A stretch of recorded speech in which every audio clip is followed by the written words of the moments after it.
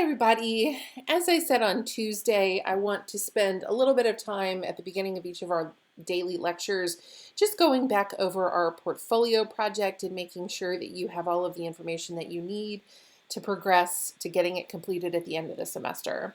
On Tuesday, I went over some of just the key information again here that's available to you. But during our office hours Tuesday afternoon, someone asked, that's great, but where are all of the examples that you showed us in class? Well, they are not here with your project. They are under lectures. Just waiting for that to work, lectures. And you probably haven't scrolled past online lectures in a while, but remember the information that I covered in class towards the beginning of the semester is still down here. And everything on that portfolio lecture that I did a couple weeks before spring break is here. So you'll see my lecture file, you'll see examples, and then you'll see some reference articles that I discussed in class. I tried to make this as easy on you as possible. You'll see that I've included a few takeaways here. So if you're sort of leaning between the two articles looking for which one might be more helpful to you, these takeaways will probably help make that decision, okay? But let's look at a example together, okay? And you'll see here I've already opened the first one, and this was one I used in class because I thought this applied most appropriately to most of you. Again, this was someone who is not a straight creative. She's a design strategist. So she does strategy, she does some design, and she does some experience. And when I open that up, okay, it'll take me to her work. And I want to talk about this for a moment because I've already seen that several of you are using this same layout or the same format to showcase your portfolio projects. And I think that's great. But I do just want to point out that I want to make sure that the image that you use is related to whatever the topic is. And then, make sure that you're using some kind of headline that explains what it is the person's going to be seeing when they click through. And then just be a little bit more specific. You'll see there's a little subheader here. So I know that this is going to be about experience design, but I also know that the project is related to retail, okay? And I've already opened that one up here. And again, remember when you are showcasing your portfolio work, I do not just want to see a picture of an end product. I want to know a great deal more about what it is that you were challenged with, what you were seeking out to solve, and then how did you do the work? So you'll see here her challenge, okay? Sometimes it's a problem statement, whatever the case may be, make it clear that this is where I started. And then you'll see she has included the solution that she reached, okay? Her role on this project or on this team, and then the project type.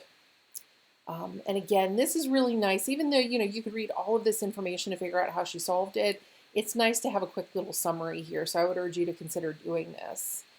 Over here on the right side, this is all of her process information. So you can see she goes through discovery, she develops personas, her key findings, she defines the problem, she works through ideation, design, and development. There's some prototyping with storyboards, okay? You can continue to go on, more high-end prototyping, and just on and on and on here. Now, I don't expect your process to be quite this deep. Some of the project work that you've done in the department, just, it's not the same as this kind of project. But I do want to understand, how did you approach the problem? What was your methodology in terms of researching it? How did you ideate through it? Was it on a team? Talk about working on that team. Again, you're trying to convey a point of view. You're trying to convey more about who you are and what it would be like to work with you, okay? And then it also very clearly depicts to the hiring manager that you actually did this work, and they have a sense of how you might do that work on their team, okay? So very, very important. Again, so you can go back and look at some of those examples. I'm sure some of these resonated more deeply for some of you than others. But again, going back to the project itself, I said I would try to talk about a component of the project every day. On Tuesday, I talked about the global process. And today I want to talk about your About page. Now, I have seen some of your About pages. And some of you have gotten much further with them than others. Some of you I know are really struggling with writing about yourself. And the first thing I want you to focus on is just get something on the page. Open up a Word document and just start typing. It doesn't have to be perfect today. You still have several weeks to get this done, but start writing. Just write something. The end product needs to be concise, so I don't want 30 paragraphs on who you are. It should be a couple of paragraphs, and it should be well written, and it should feature a unique description. So remember, there I think are 75 to 85 graduates this semester from the merchandising department. Actually, maybe the department on the whole, but all of you have the potential to say basically the exact same stuff. I'm a graduate from VCU from the fashion department. That is not exciting. That is not unique. That doesn't tell anyone anything deep about you. And so go back to the work experience that you have. Go back to the internships that you did.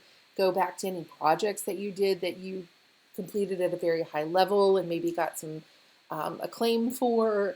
Go back to, do you have a unique point of view? Maybe you have a unique life experience that's different from your peers. Maybe you've got a unique hobby. Again, focus on the things that are going to make you sound unique and special.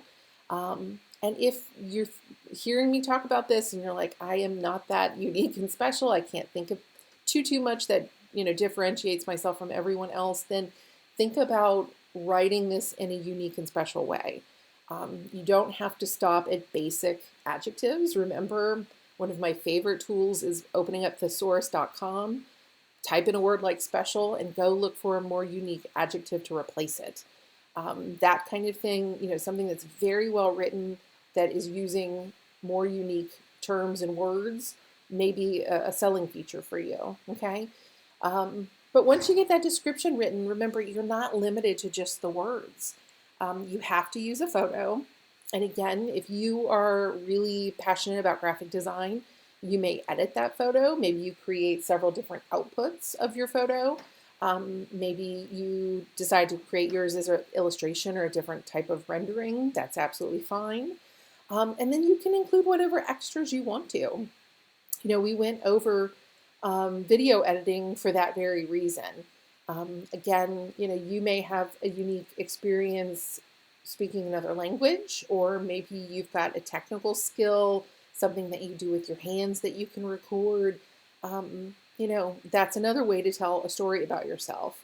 You can also think about other visuals. So I know someone is using a word map of adjectives that describe her. You might go out and get testimonials from your family and friends and coworkers. Basically just quotes that of them speaking about you specifically. Again, that's basically a testimonial. It doesn't have to be super salesy, but having an outsider's perspective on you could be helpful. Again, just go and look at websites, go and look at portfolios and see if there's something else that stands out to you that you think would be great to include. I want this to remain semi-professional, but it should be authentic. So if you were absolutely passionate about music, and that is something that you do on the weekly basis, you go see bands, whatever the case may be, you might consider including a playlist. Just be careful on that one. If you're going out for a job that's super professional, you're going to want to just be thoughtful about whether it's appropriate for the job that you're applying for. And then if you're on the fence, make sure I would lean on not using explicit lyrics. Okay, it's just one of those things. I think sometimes it's better to be safe than sorry. Okay, and then of course you're going to link to your resume, and I promise I am grading as fast as I can. This recording videos and changing the semester up has been, especially with kids at home, has been challenging, but I am diligently working on grading, and I promise you, my 391 class, my portfolio class, are the focus for the rest of the semester now that I've caught my 145 class up. But I'll get that back to you just as soon as I possibly can, okay? Now I'm going to be back next week on Tuesday, and I'll continue to talk about your portfolio. I'll look at another example, and I'll talk about another piece of your project. I just hope that me continuing to talk about this will help drive you to completing it, getting it done, and especially at a high level, because I know you're all concerned about finding jobs at this point. So Please, please, please put some time and thought into your portfolio website. I promise it's going to help you out in the end. Okay? I'll be back in a few moments to start talking about Dreamweaver today.